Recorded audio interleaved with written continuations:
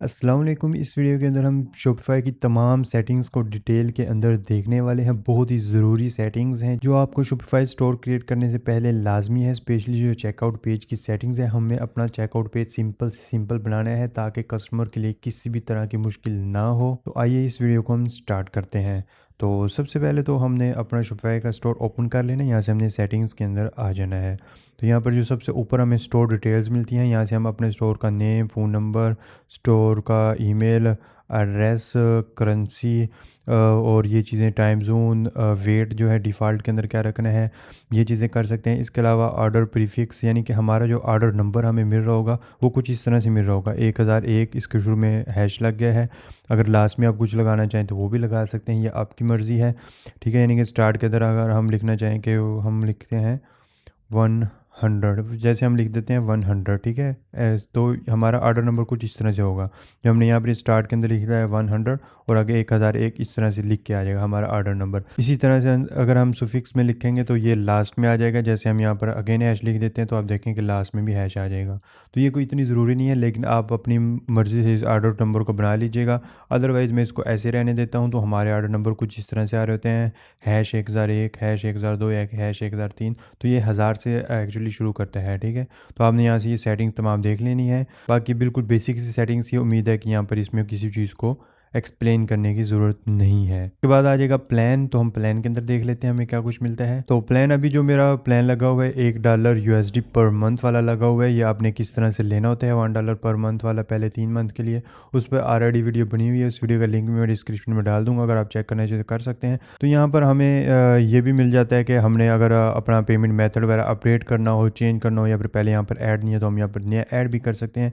Payments को लेकर तमाम सेटिंग हमें यहाँ पर मिल जाती है। इसी तरह से अगर आप चाहते हैं कि आप अपना स्टोर डीएक्टिवेट करना चाहते हैं तो आप डीएक्टिवेट भी यहाँ से कर सकते हैं। खैर अभी के लिए इसको हम ऐसे ही छोड़ देते हैं। इसके बाद बिलिंग का ऑप्शन आ जाएगा। तो बिलिंग के अंदर जो प्लान के लास्ट में हमें ऑप्शन दिए गए थे वही वाले यहाँ पर ऑप्शन दिए गए हैं। यहाँ पर थोड़ा ज़्यादा डिटेल के अंदर दिए गए हैं। हम यहाँ से अपना पेमेंट मेथड ऐड कर सकते हैं। इसी तरह से जो हमारा ऐड हुआ है उसको हम रिप्लेस भी कर सकते हैं। और यहाँ पर हमें कुछ मज़ीद सेटिंग्स वगैरह नज़र आ जाती हैं। यहाँ पर हमें ये बिलिंग हिस्ट्री मिल जाएगी कि हमें कब कब चार्ज हुआ है, क्या क्या चार्ज हुआ, हम यहाँ पर देख सकते हैं। तो अभी क्योंकि मैंने अभी अभी इसको पे किया है तो अभी वही वाले सिर्फ शो हो रहा है, इसके अलावा यहाँ पर कुछ भी नज़र नहीं आ रहा। खैर आपकी यहाँ पर तमाम हिस्ट्री शो हो जाएगी। इसी तरह से जो सब्सक्रिप्शन आपने ली है वो यहाँ पर शो होगी। बिलिंग के अंदर भी इतना कुछ खास नहीं है। इसके बाद यूज़र्स एंड परमिशंस आ जाएगा। ये एक इंपॉर्टेंट चीज़ है। अगर आप अपनी ओनरशिप किसी को ट्रांसफ़र करना चाहते हैं या फिर आप कहते हैं कि आप अपनी वेबसाइट सेल कर रहे हैं तो उस वक्त ये चीज़ काफ़ी ज़रूरी होती है। ऐसे हम ट्रांसफ़र ओनरशिप करके उस बंदे का email, first name, last name और अपना पासवर्ड शो कर देते हैं और ट्रांसफ़र स्टोर ओनरशिप पे क्लिक कर देते हैं। तो उस बंदे को एक ईमेल जाएगा, उसको वो एक्सेप्ट करेगा तो आपसे स्टोर चला जाएगा और उसके पास ही स्टोर चला जाएगा। ठीक है, तो आपने एहतियात से देनी है। अगर आप सेल वगैरह कर रहे हो तो उसी वक्त ये काम आता है। तो यहाँ पर ये स्टाफ का ऑप्शन आ गया। क्योंकि मेरा एडवांस है तो इसके अंदर 15 तक स्टाफ ऐड करने का ऑप्शन है। तो हम अपने 15 बंदे यानी कि 15 अगर आपके एम्प्लॉयज़ वगैरह आप उनको ऐड कर सकते हैं। और इसके अंदर कंपेयर प्लान के ऊपर आप क्लिक करेंगे तो यहाँ पर अभी अगेन वही पेज आ गया। तो आप यहाँ पर प्लान में देख सकते हैं क्योंकि हमारा एडवांस है तो इसके अंदर हमें 15 एडिशनल स्टाफ अकाउंट मिल रहे हैं। इसके अंदर हमें 5 एडिशनल स्टाफ अकाउंट मिलते हैं और इसमें सिर्फ एक ही जो बंदा यूज़ कर रहा है सिर्फ उसी के यूज़ में रहता है। तो आपने अगर आपका बिजनेस बड़ा है तो फिर आप इसके बेसिक के साथ नहीं जा सकते। इसके बाद एक आ जाता है कोलैबोरेटर्स। आप इसमें यहाँ पे किसी को अगर कोई लिमिटेड सी एक्सेस देना चाहते हैं दे सकते हैं। आप यहाँ पर 2 ऑप्शन मिलते हैं। अगर आप कहते हैं कि anyone can send a collaborator request, तो जो भी स्टाफ मेंबर या फिर कोई भी आपके स्टोर के साथ लिंक होगा तो वो आपको कोलैबोरेटर की रिक्वेस्ट कर सकेगा। अगर आप इसको इस पे करेंगे तो उसको इस कोड का भी पता होना लाजमी है। इस कोड का पता होने के बाद ही आप यहाँ से जनरेट न्यू कोड भी कर सकते हैं जब भी चाहें। तो ये कोड उसको इंटर करके फिर ही वो आपको रिक्वेस्ट कर सकेगा। तो ये कोई इतनी इंपॉर्टेंट चीज़ें नहीं है। खैर अभी वैसे इनको हमने एक दफ़ा देखना था। इसके बाद पेमेंट्स का आ जाएगा। तो पेमेंट्स पे मैंने एक ऑलरेडी डिटेल वीडियो बनाई हुई है क्योंकि एक अलहदा से बड़ा टॉपिक है। इस पर डिटेल वीडियो बनाई हुई है कि आपने पाकिस्तान के अंदर कौन सा पेमेंट गेटवे ऐड करना है, कैश ऑन डिलीवरी किस तरह से ऐड करनी है। इस पर सारी डिटेल वीडियो बनी हुई है। इस वीडियो का लिंक डिस्क्रिप्शन में मिल जाएगा। तो इस वीडियो के अंदर हम वो चीज़ हम डिस्कस करने वाले नहीं। इसके बाद आ जाएगा चेकआउट का। तो ये काफ़ी ज़्यादा इंपॉर्टेंट है। तो यहाँ पर सबसे पहले हमें ऑप्शन जो मिलता है वो है कस्टमाइज चेकआउट। अगर हम कस्टमाइज चेकआउट पे क्लिक करते हैं तो ये थीम के अंदर चला जाएगा। तो ये लोड होने में काफ़ी ज़्यादा टाइम ले रहा है तो हम इतनी देर में बाकी सेटिंग वगैरह देख लेते हैं। जी, जो बाकी सेटिंग ये काफ़ी इंपॉर्टेंट होती हैं। आपने कोशिश करनी है कि अपने चेकआउट पे कम से कम चीज़ें रखनी है ताकि कस्टमर जल्द से जल्द फॉर्म फिल कर सके और आपकी जो रिक्वायर्ड इन्फॉर्मेशन है वो आपको दे के वो आपको ऑर्डर प्लेस कर दे। आप उसके लिए जितनी मुश्किलात खड़ी करेंगे तो काफ़ी कस्टमर होते हैं कि उसका फुल इरादा होता है प्रोडक्ट लेने का, लेकिन वो आपसे इस तरह की चीज़ें पूछ लेते हैं जैसे कंपनी नेम, इस टाइप के अजीब-अजीब चीज़ें पूछ के आप वो वहीं पे ऑर्डर छोड़ देता है, वो ऑर्डर करता ही नहीं है।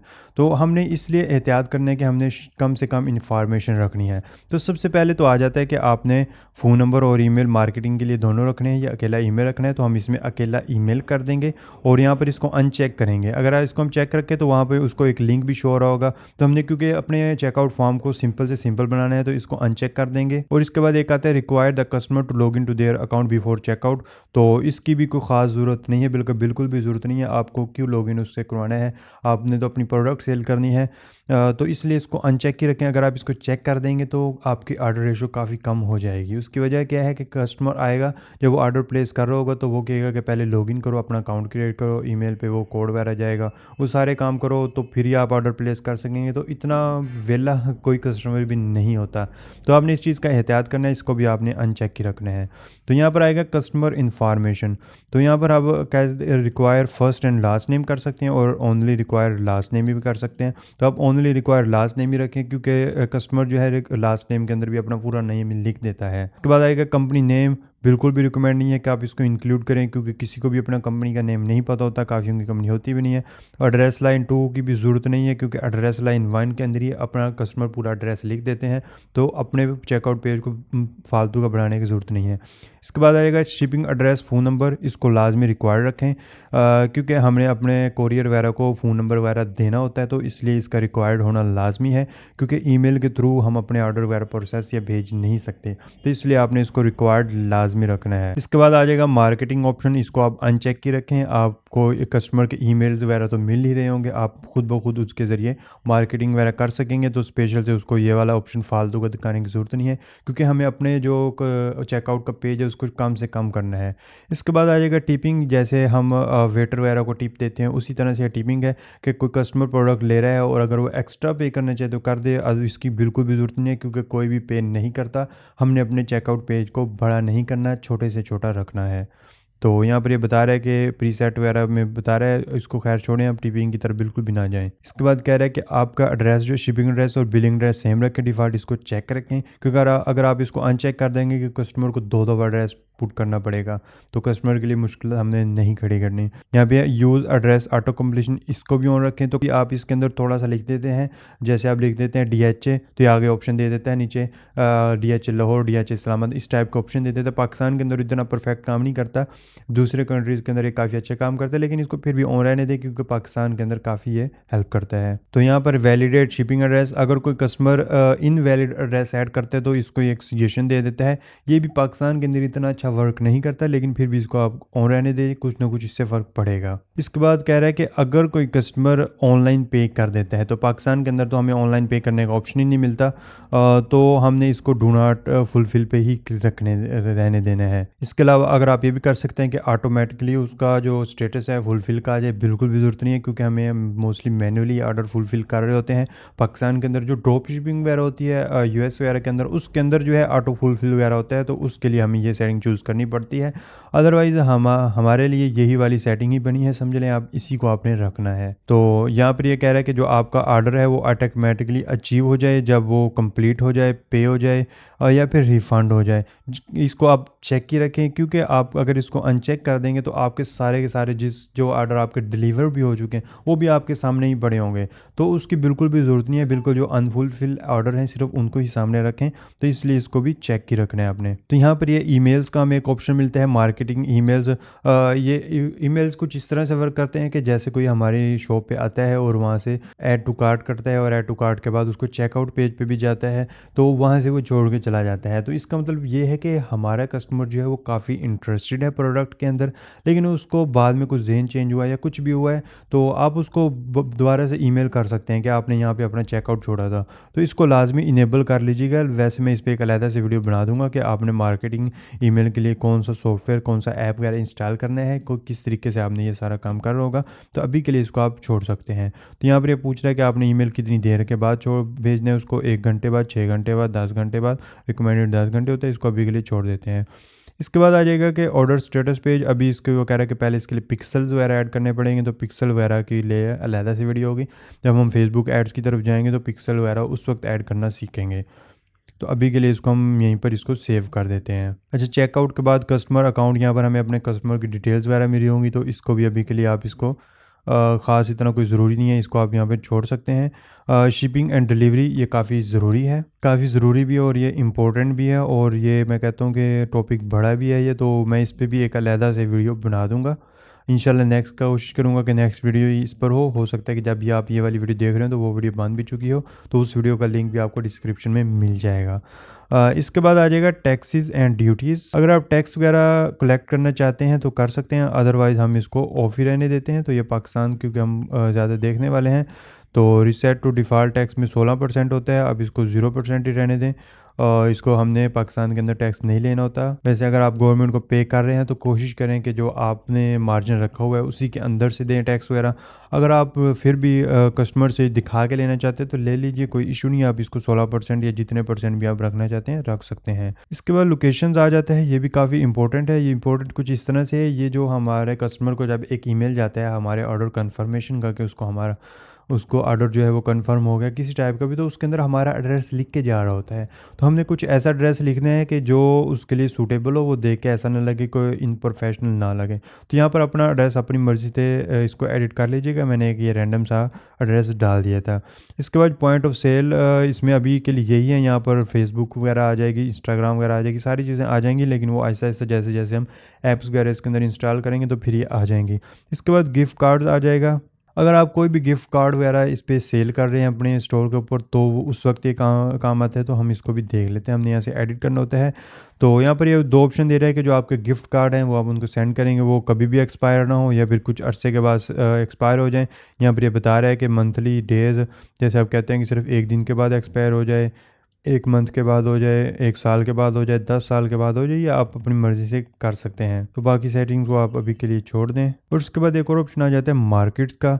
आप किस मार्केट के अंदर सेल करना चाहते हैं, ये काफ़ी ज़रूरी है। तो काफ़ी दफ़ा ये होता है कि हम पाकिस्तान की बजाय इंटरनेशनल चूज़ कर देते हैं और हमें ऑर्डर इंटरनेशनल का आ जाता है। वैसे नॉर्मली क्योंकि हम एड्स तो पाकिस्तान के अंदर ही चला रहे होते हैं तो पाकिस्तान से ही ऑर्डर आते हैं, लेकिन काफ़ी दफ़ा ये भी होता है कि गूगल की तरफ से जो है अगर हमारी प्रोडक्ट वगैरह रैंक होती है तो दूसरे कंट्री से भी ऑर्डर आ सकता है। तो इसलिए आपने इसको सिर्फ पाकिस्तानी मार्केट रखनी है। तो होगा ये कि अगर कोई कस्टमर ऑर्डर प्लेस करना भी चाहे तो वो एड्रेस के अंदर सिर्फ पाकिस्तान का एड्रेस ही दे सकेगा। तो आपने ये मार्केट वगैरह एहतियात से चूज़ करनी है। ऐड मार्केट का ऑप्शन भी है। तो अभी ये बता रहा है कि एक्टिव आपकी मार्केट कौन सी है, बाय डिफ़ॉल्ट के अंदर हमें पाकिस्तानी मिलेगी, या फिर हम स्टोर क्रिएट करते हुए जो भी जो भी कंट्री सेलेक्ट करेंगे उसी कंट्री की हमें मार्केट मिली होगी। तो अभी के लिए कह रहा है कि सिर्फ 1 ऑफ 50 सिर्फ एक ही एक्टिव है, वो पाकिस्तान की है। तो आपको इसको छेड़ने की ज़रूरत नहीं है। वैसे मैं आपको दिखा देता हूँ कि अगर आपने इसको छेड़ना वगैरह पड़ जाए तो क्या कर सकते हैं इसके अंदर। यहाँ से अगर आप लैंग्वेज वगैरह चेंज करना चाहें, प्रोडक्ट की प्राइसिंग वगैरह चेंज करना चाहें, ड्यूटीज़ और इम्पोर्ट टैक्स वगैरह इस तरह की कुछ चीज़ें करना चाहें, यहाँ पर ये शिपिंग ऑप्शन आ जाता है। जैसे कि मैंने पहले बताया, शिपिंग्स के ऊपर एक डिटेल वीडियो बना दूंगा कि आपने किस तरह से ज़ोन वगैरह क्रिएट करने होते हैं, तमाम सेटिंग वगैरह मैं आपको समझा दूंगा।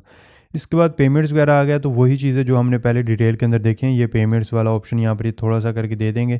इस तरह से जो टैक्सेस हमने देखा उसी को टैक्सेस को यहाँ पर दे दिया है। तो अभी आ जाता है ऐप्स एंड सेल चैनल्स। आप यहाँ पर मज़ीद ऐड कर सकते हैं, जो आपके ऐड है इनको डिलीट भी कर सकते हैं। इसको बाय डिफ़ॉल्ट ही रहने दें, क्योंकि अगर हम इनको डिलीट कर देंगे तो हम कुछ सेलिंग भी नहीं कर सकेंगे, तो इसको ऐसे रहने देना है। तो अभी आ जाएगा डोमेन, काफ़ी ज़रूरी है। इस पर एक अलहदा से वीडियो बनाई हुई है कि बल्कि ये डोमेन मैंने उसी वीडियो के अंदर लिंक करके दिखाई थी। नेम चीप की डोमेन थी, तो उस वीडियो का लिंक भी आपको डिस्क्रिप्शन में मिल जाएगा। तो ये सेटिंग भी आप उसी वीडियो में देख लीजिएगा। इस वीडियो के अंदर वो सेटिंग भी मैं नहीं बताने वाला। इसके बाद आ जाएगा कस्टमर इवेंट। तो कस्टमर इवेंट के अंदर हमें पता चल रहा होगा कि हमारा किस सिटी से बंदा आया था और कहाँ से किसने बाय किया, किसने नहीं बाय किया, कौन चेकआउट तक गया, इस टाइप की चीज़ें इसके अंदर नज़र आ रही होंगी। लेकिन अभी हम जब इसका पिक्सल वगैरह ऐड करेंगे तो उसके बाद ये सेटिंग्स वगैरह शो हो रही होंगी। तो पिक्सल जो है जब फेसबुक एड्स वगैरह शुरू कर रहे होंगे तो उस वक्त हम ऐड करने वाले हैं। तो अभी के लिए इसको आप छोड़ दीजिए। इसके बाद ब्रांड आ गया। ब्रांड के अंदर आप यहाँ पर लोगो, स्क्वायर लोगो, कलर्स, ये इस तरह की चीज़ें आप यहाँ पर ऐड कर सकते हैं। यहाँ पर अभी ऐड अ डिफ़ॉल्ट लोगो कर देंगे। यहाँ से अभी आप कोई भी एक लोगो सेलेक्ट कर लीजिएगा।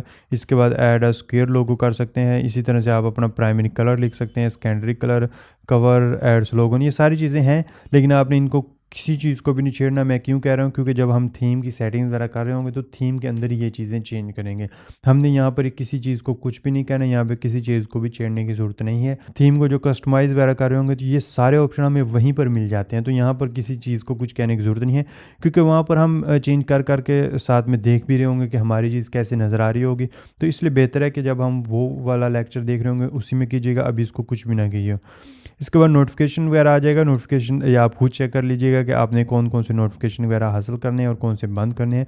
इसको बाय डिफ़ॉल्ट रहने दें तो बेहतर ही है। बाकी आप इसमें कोई चेंजिंग करना चाहें तो कर सकते हैं। ये बेसिक सी चीज़ें आप इनको देख लीजिएगा। इसके बाद कस्टम डाटा आता है, इसको भी आप ना छेड़ें, क्योंकि अगर आप कोडिंग वगैरह, आपका बैकग्राउंड कोडिंग वगैरह के साथ है, अगर आप इसमें थोड़े से एडवांस लेवल तक जाते हैं तो फिर इन चीज़ों को छेड़ना होता है। फिर भी यहाँ से नहीं छेड़ते हम, फिर भी थीम की कस्टमाइजेशन के अंदर ही जाके करते हैं, तो इन चीज़ों को कुछ कहने की ज़रूरत नहीं है। इसके बाद लैंग्वेज आ गया, आप अपने स्टोर की जो भी लैंग्वेज रखना चाहें, यहाँ पे बाय डिफ़ॉल्ट इंग्लिश होती है, आप इसको चेंज करना चाहें तो यहाँ से चेंज डिफ़ॉल्ट भी हो जाएगा।